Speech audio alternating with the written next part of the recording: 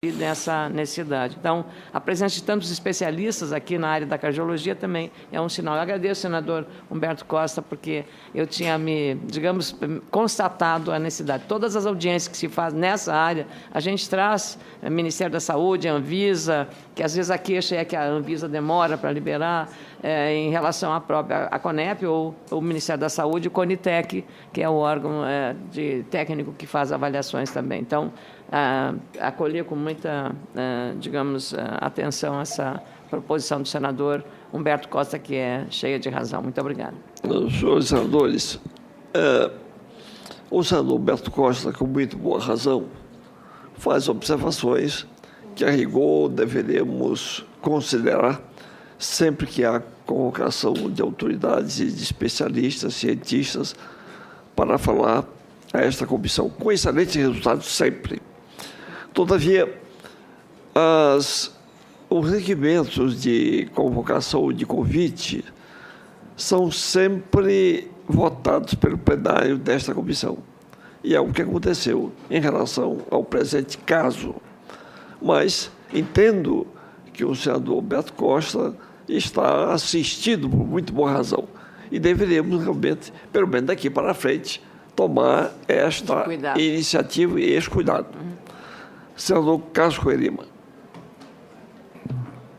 Senhor presidente, senador Edson Lobão, senadora Ana Amélia, senador Humberto Costa, eu permito-me saudar todos que compõem a mesa, na pessoa do Dr. Marcelo Queiroga, meu conterrâneo, médico que, com entusiasmo, vibração e muito denodo e empenho, tem, junto com tantos outros profissionais da área de saúde, debatido o tema que hoje nos reúne nesta comissão.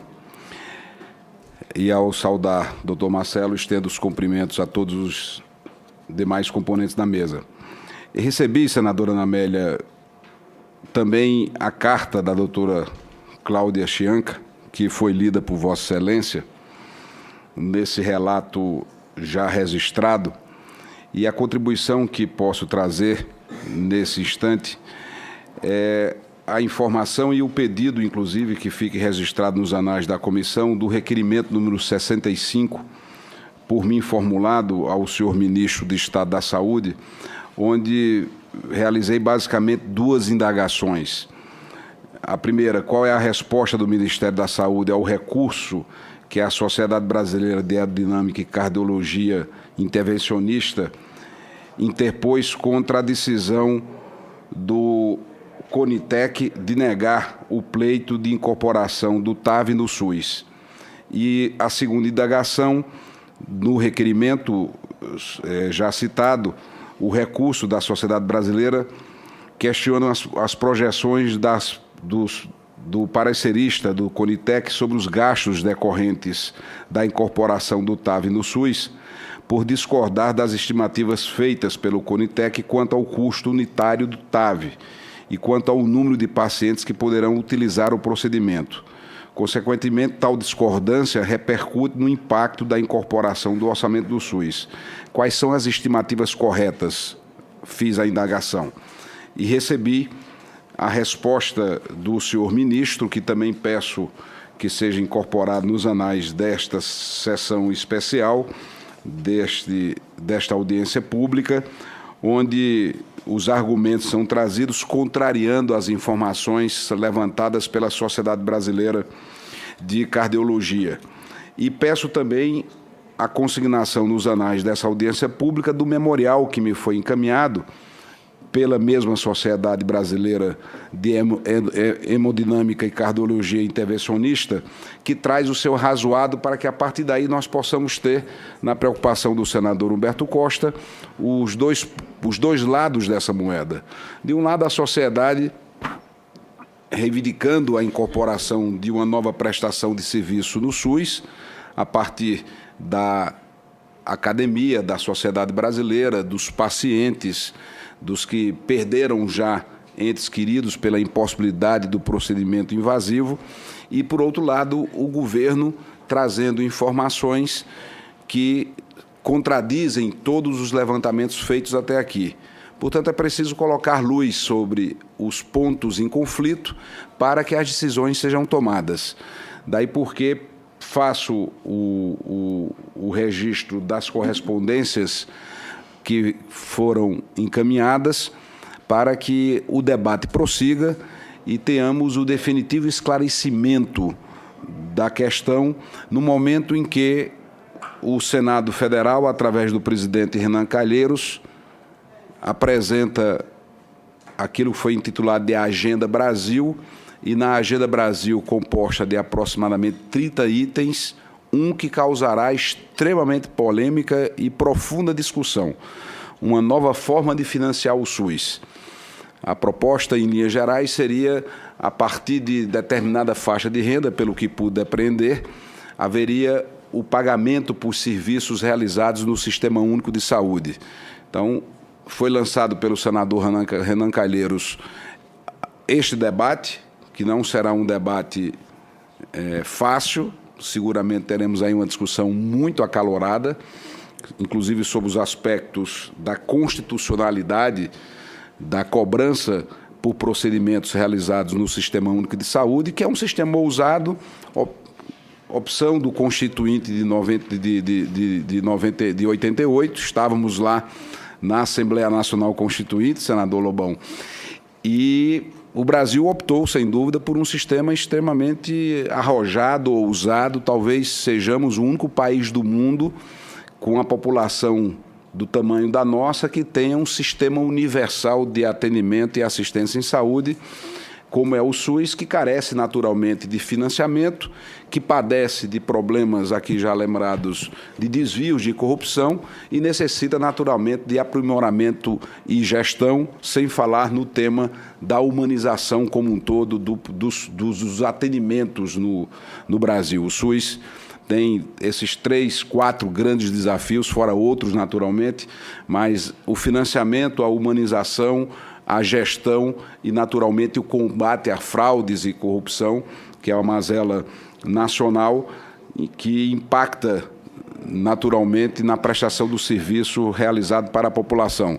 Mas foi lançado esse tema e o debate será feito e seguramente será um debate muito, muito acalorado, porque muda um paradigma previsto na Constituição e que vai, com certeza, trazer aí vários pontos de vista sobre o tema.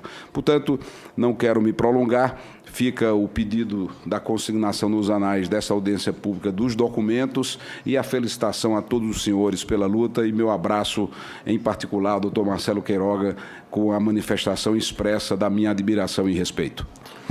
Agradeço a contribuição valiosa do senador Cássio Cunha Lima e, mais uma vez, concedo a palavra à senadora Ana Amélia.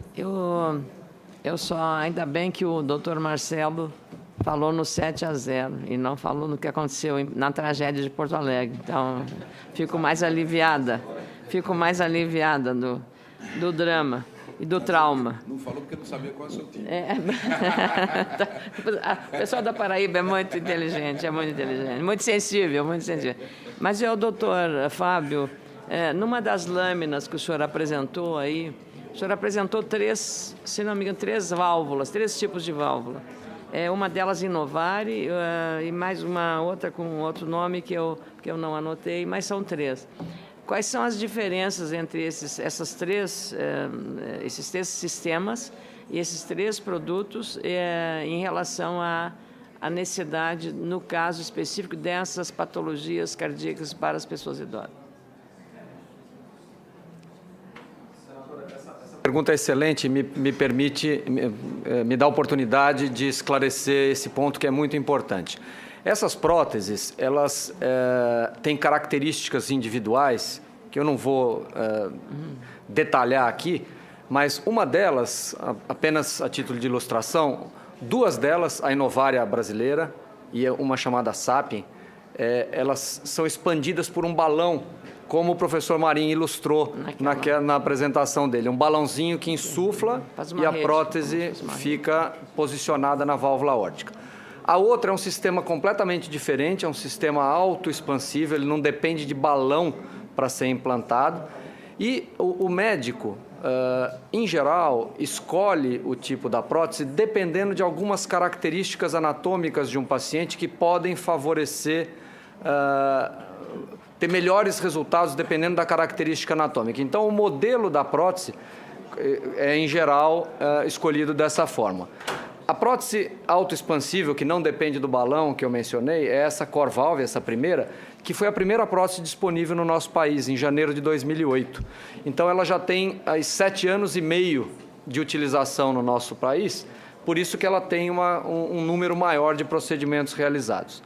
A outra prótese, que é expansível por balão, as duas, a Sapien e a Innovari, veja que elas foram aprovadas pela Anvisa no final de 2011, então elas têm menor tempo de utilização no nosso país. E, especificamente, a prótese Innovari, a prótese brasileira, que tem representantes aqui hoje, ela é uma prótese que, até esse momento, ela se encontra aprovada pela Anvisa apenas para o uso por um acesso que ainda demanda uma incisão, uma pequena cirurgia no tórax para exposição da ponta do coração. Quando o método preferencial, vamos dizer assim, para o implante dessas próteses, é o método ainda menos invasivo, apenas por punção e sem incisões. É lógico que é louvável essa iniciativa nacional de desenvolvimento desse dispositivo, e a gente acredita que no futuro próximo nós vamos ter esse dispositivo nacional também viabilizado para o implante, assim como os outros dispositivos, pelo acesso transfemoral, que é esse apenas por catéteres e por punção. Então, a representatividade dessa prótese nacional no registro brasileiro, essa menor representatividade, se deve ainda a essa limitação da forma de emprego dessa prótese. Mas nós imaginamos que no futuro próximo ela vai ter aí bastante representatividade. As duas primeiras são estrangeiras? São estrangeiras. São estrangeiras. O preço de cada uma delas são equivalentes? Até onde eu sei, senadora, o preço desses dispositivos no mercado é muito semelhante. Não há grandes diferenças de preço entre esses três dispositivos oferecidos no mercado. Sim. Doutor presidente, pela ordem, eu queria só perguntar a última questão, doutor Marcelo. TAV, aqui de novo leigo, né? TAV é um sistema ou é o catéter ou a válvula que tem que ser feito? TAV é o nome do tratamento, senador. É porque Transcatheter Aortic Valve Implantation. Se nós pegássemos a sigla e traduzíssemos para o português, ia ficar ITVA. Iam achar que era um novo imposto. Né? Então, deixamos o nome em inglês TAV. Outro aspecto que eu queria realçar, apesar aqui está incorporação do TAV no SUS, o TAV já é realizado no SUS. Vários hospitais públicos já realizam esse procedimento. Aqui não é o caso de CONEP, não é mais pesquisa clínica, é um tratamento já consolidado e inconteste. Então, se ele é realizado pelo SUS, ele é realizado a que título? A que título? Se é pelo SUS, tem que atender aos princípios de acesso universal e igualitário, porque não é pesquisa clínica. Não é? Então, esse é um ponto. Precisa que a população brasileira saiba, esses hospitais públicos que realizam esse procedimento, como é que eles podem fazer isso lá. Porque senão fica como aquele poema de Manuel Bandeira, né? Vou-me embora para Passágada porque lá eu sou amigo do rei. Então, será que só o amigo do rei vai poder fazer o procedimento? É por isso que precisa de uma política pública. E a norma constitucional de acesso à saúde é uma norma programática. Não é possível que toda vez que tem um tratamento a ser incorporado, que precise uma senadora destemida como a senhora apresentar uma lei, como foi o caso da terapia oral anticâncer. Isso para os usuários da saúde suplementar ter acesso a uma terapia consagrada. Por quê? Porque há um fastio, há uma inapetência das autoridades públicas de realizar uma regulação com um mínimo de discricionalidade técnica de qualidade. Então, eu acho que no sistema de saúde do Brasil houve avanços importantes, como, por exemplo, a Conitec considera um avanço. A Conitec ainda é jovem, ela foi instituída em 2011, né? Então, acredito que essas análises, elas vão ser aperfeiçoadas, vão ser melhoradas, e a gente vai ter a Conitec no futuro com a credibilidade igual à do NICE, né? Essa tecnologia ela já foi incorporada nos mais importantes sistemas de saúde do mundo. Será que o sistema americano vai incorporar um tratamento perigoso? Claro que não. Esse tratamento ele está registrado como uma prioridade legal, porque o Estatuto do Idoso, de uma maneira clara, diz: é dever do poder público fornecer órteses, próteses e medicamentos de uso continuado. Ora, se o tratamento já foi aprovado por quem de direito, que é o Conselho Federal de Medicina, as próteses já foram aprovadas por quem de direito, que é a Anvisa. Esse relatório é muito curioso, esse da Conitec, porque chega um momento que ele diz o seguinte: a Anvisa ela não faz uma análise exaustiva dos dispositivos. Bom, eu penso que a Anvisa faz avaliações adequadas. O relatório diz que não.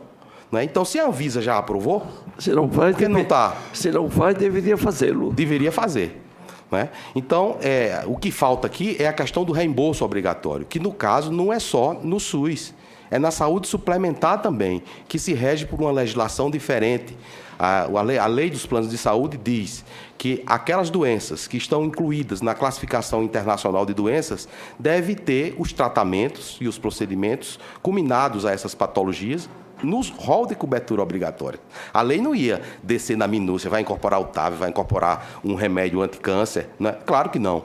Então, precisa que essa regulação ela seja feita observando critérios técnicos mais rigorosos. Senão, a gente tem projeções como aquela de 12.571 procedimentos para levar um impacto de quase R$1 bilhão, é a chamada verdadeira pauta-bomba, né? Apesar do coração ser uma bomba, isso não é uma pauta-bomba. E quando Vossa Excelência fala que eu me refiro a esse tratamento com entusiasmo, quase como se fosse um filho, gostaria de rememorar o pai do senador Cássio Cunha Lima, que seguramente diria: estamos aqui de peito aberto para pedir por aqueles que não podem abrir o peito, que são os nossos idosos. Eu quero não ir para Passaragada, mas ir embora para Paraíba para aprender a falar bonito. Eu pergunto à senadora Amélia se a autora do requerimento desta audiência pública se está de acordo em que possamos, neste momento, conceder a palavra por uns 3 ou 5 minutos ao doutor Enio Búfalo, que é professor da Universidade do Estado de São Paulo, para que também disserte sobre essa matéria. Ele que não havia sido originariamente convidado para essa audiência pública. Até, presidente Edson Lobão, em respeito à relevância e ao papel do doutor Enio Búfalo, um professor, um mestre da pesquisa, e a sua equipe, é necessário que nós, até como homenagem a esse esforçado, competente, dedicado, médico que tem um compromisso com a saúde das pessoas, a saúde dos brasileiros. Será uma grande alegria poder ouvi-lo e agradeço a Vossa Excelência por essa abertura desse espaço de 5 minutos para que ele fale também. Então, concedo a palavra ao professor Enio. Bom dia a todos, senador Edson Lobão, senadora Ana Amélia, senador Cássio Cunha Lima. Eu estou aqui como representante da Sociedade Brasileira de Cirurgia Cardíaca, pessoa do Dr. Marcelo Cascudo. Estou aqui como médico que participou do nascimento desse processo. Eu estava na Alemanha em 2008, quando eu comecei a ver o desenvolvimento dessas próteses e achei que nós devíamos trazer essa tecnologia para o Brasil. Participei dessa evolução. Hoje, eu me coloco aqui como aquele médico que está na linha de frente, vê um doente que precisa de um procedimento e ele não tem acesso. Quer dizer, uma discussão como essa se faz num clima totalmente diferente do nosso clima de dia a dia. O nosso clima de dia a dia é saber que existe tratamento para um doente e ele não pode ter acesso. Eu teria inúmeros depoimentos como essa carta que a senadora Ana Amélia recebeu. E é esse o motivo da minha vinda aqui. É prestar minha contribuição da importância que isso representa. Isso é uma das grandes conquistas da cardiologia dos últimos anos. E é frustrante ir em congresso em que 30% das apresentações são referentes a esse tema, você está a par, tem uma pleiade de cardiologistas capazes de oferecer esse tratamento e se sentir impotente de fazer isso, tanto na saúde pública como na saúde suplementar. Nós temos vivido esse ambiente misto de agradecimento e frustração, agradecimento dos doentes que nós conseguimos fazer e frustração pelo que nós não pudemos oferecer. A minha função aqui não é decidir que política de saúde ia ser tomada, existem pessoas competentes para isso. A minha função aqui é informar os senhores responsáveis pela saúde do clima que nós estamos vivendo. É um clima de frustração. A cirurgia 5 estrelas por correção de estenose aórtica é o tratamento cirúrgico, mas existem doentes que não podem ser submetidos, o risco é muito alto. Então, é para esses doentes, que são os mais frágeis, que esse tratamento se destina. Eu gostaria que eu estou ao lado aqui de 2 pessoas que têm, talvez, a maior experiência com esse procedimento em toda a América Latina. Tem mais de 400 casos feitos não só no Brasil, como em vários países da América Latina. Eu gostaria que o Dr. Diego, que é o chefe da disciplina de cirurgia cardíaca da Escola Paulista de Medicina, Universidade Federal de São Paulo, dissesse em 2 minutos o que está acontecendo na prática médica. Senadores, com licença, bom dia. Obrigado, professor Enio Búfalo. O professor foi meu orientador desde que eu era aluno na universidade. E, na verdade, eu queria dar um depoimento sobre o desenvolvimento da válvula nacional, né? Ela é fruto de um tripé muito feliz que juntou o financiamento público com a FAPESP, com a FINEP, a universidade, a parceria com a Braille Biomédica, com a iniciativa privada, que permitiu que nós desenvolvêssemos uma válvula totalmente nacional. Começando lá em 2007, com pesquisa experimental, isso passou por todas as fases regulatórias, e durante todo esse período de aprovação, 110 pacientes do SUS puderam se beneficiar e serem tratados, doentes que estariam mortos hoje se não tivessem sido submetidos a uma técnica como essa. E isso gerou uma série de dividendos para todos esses parceiros. Teses de pesquisa, 9 prêmios internacionais, prêmios Saúde Abril de Saúde, Prêmio Abimo, uma série de outros prêmios, Prêmio FINEP de Inovação.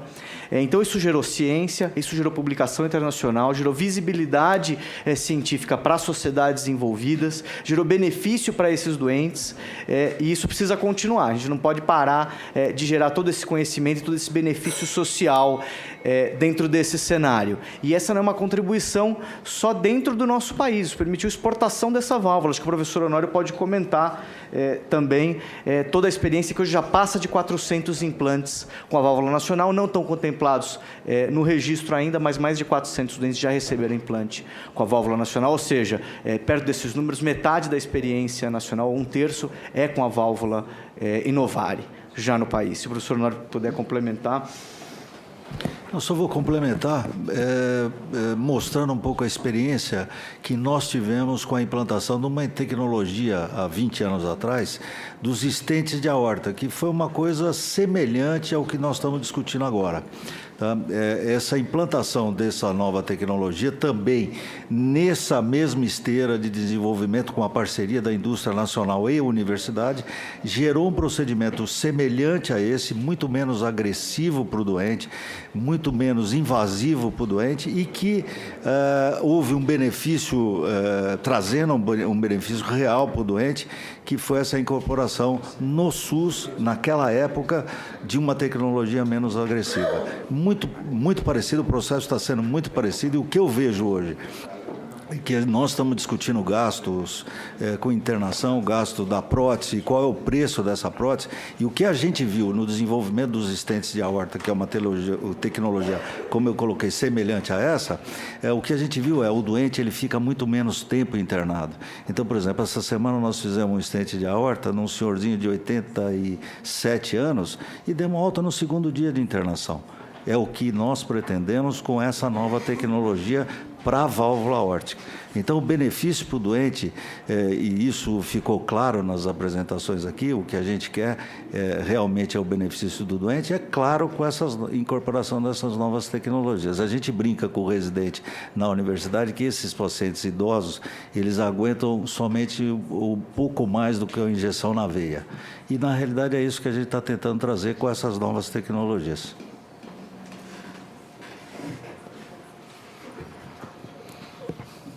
Eu quero agradecer a presença dos doutores José Antônio Marineto, Fábio Sandoli, Marcelo Antônio Cartacho e Denisa Viana, além do doutor Enio Búfalo e os seus colegas que se encontram aqui. Nós hoje, senhoras senadoras, inovamos, permitindo que não convidados especificamente, mas igualmente cientistas, falassem a esta comissão. Esta comissão tem o dever e a prerrogativa de ouvir cientistas em várias atividades e especialidades que dizem respeito ao interesse fundamental e princípio da sociedade brasileira. Entendo que nós já temos uma medicina avançada em nosso país. Aqui foram mencionados alguns hospitais que eu diria de excelência em nosso país. É um exemplo. Tem, por exemplo, o Einstein, o Sírio-Libanês, o INCOR e tantos outros hospitais espalhados por todas as latitudes de nosso país. Lamentavelmente, o poder público nem sempre assiste por deliberação própria ou por não conseguir financeiramente fazê-lo, iniciativas desta natureza. Eu estive nos Estados Unidos algumas vezes, cuidando da minha própria saúde. E, numa dessas ocasiões, fui acompanhado por um grande professor brasileiro, Paulo Pontes, que é otorrinolaringologista, e, naquela ocasião, fomos ao Instituto de Pesquisas, nos Estados Unidos. E o diretor desse instituto nos dizia, um edifício grande, e que só fazia pesquisas, que no dia anterior ele havia recebido um cheque de uma empresa privada dos Estados Unidos como colaboração ao Instituto. O cheque foi de $50 milhões. Aquilo é comum nos Estados Unidos. Desafortunadamente, não é assim no Brasil, e deveria ser-lo. Nós já temos empresas, grandes empresas. Aqui se diz que o Brasil é a 8ª economia do mundo, na verdade, já é a 7ª. E como é que os nossos empresários que geram esse crescimento brasileiro não adotam, pelo menos em grande escala, esse tipo de procedimento? Devo dizer que o Einstein é protegido por iniciativa dessa natureza. Mas nem todos os hospitais e nem todos os cientistas que são bons, de excelente qualidade no Brasil, e aqui estão diante de alguns destes cientistas, recebem esses estímulos para que prossigam nas suas pesquisas. Eu fui constituinte de 88. E ali nós introduzimos o trabalho que fazíamos, um dispositivo, que é o artigo 196, que diz o seguinte: a saúde é direito de todos e dever do Estado. Ora, se a saúde é dever do Estado e é direito de todos, É claro que o SUS, que cuida da saúde brasileira, do ponto de vista oficial, deveria, sim, incorporar técnicas como estas que são concebidas por brasileiros ou são desenvolvidas e aperfeiçoadas por brasileiros. De sorte que eu estou inteiramente de acordo com o doutor Cartacho quando diz isto e defende isto para o Brasil. E esta comissão, que tem deveres também representando o Congresso Nacional, o Senado da República, estará ao lado dos senhores que defendem estas posições também. De modo que agradeço a presença dos senhores, a iniciativa da senadora Ana Amélia, aprovada pelos senadores desta comissão, nesse sentido. Senhor presidente, agradeço a Vossa Excelência, renovo os agradecimentos e a conclusão dessa nossa audiência pública, mas agradeço especialmente a presença do professor Enio Búfalo pelo significado do trabalho dele nesse tema que estamos tratando. Mas a todos que trabalharam nisso, a empresa produtora, os pesquisadores, os cardiologistas brasileiros que estão trabalhando para dar melhor qualidade de vida. Então, o dever de casa nosso, já falei com o senador Humberto Costa, para fazermos uma segunda audiência pública com um representante do Ministério da Saúde, o CONITEC mesmo, para fazer essa contraposição e, a partir disso, elaborarmos iniciativa legislativa para darmos a garantia do respeito ao Estatuto do Idoso, porque a maior parte dos pacientes são pessoas de mais idade com essas patologias cardíacas. Então, esse é o compromisso que fica como conclusão dessa audiência pública. Eu renovo o agradecimento e digo, senador Edson Lobão, exatamente no exemplo que Vossa Excelência falou, as grandes instituições dos Estados Unidos, mas mesmo também da Europa, mas os Estados Unidos mais, como a Universidade de Harvard,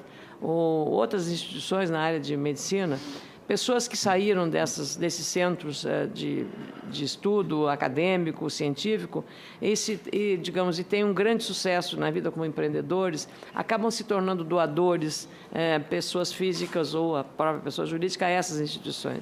Então, eu, com base nessa experiência ou nesses modelos, e sabendo, especialmente na área de saúde, do que quanto nós temos, eu fiz um projeto de lei para assegurar essas doações, mas para evitar que o dinheiro vá para o caixa único, que é o costume, ele tenha destinação específica e, eventualmente, algum benefício fiscal, no caso de imposto de renda, em função do mérito que é essa doação.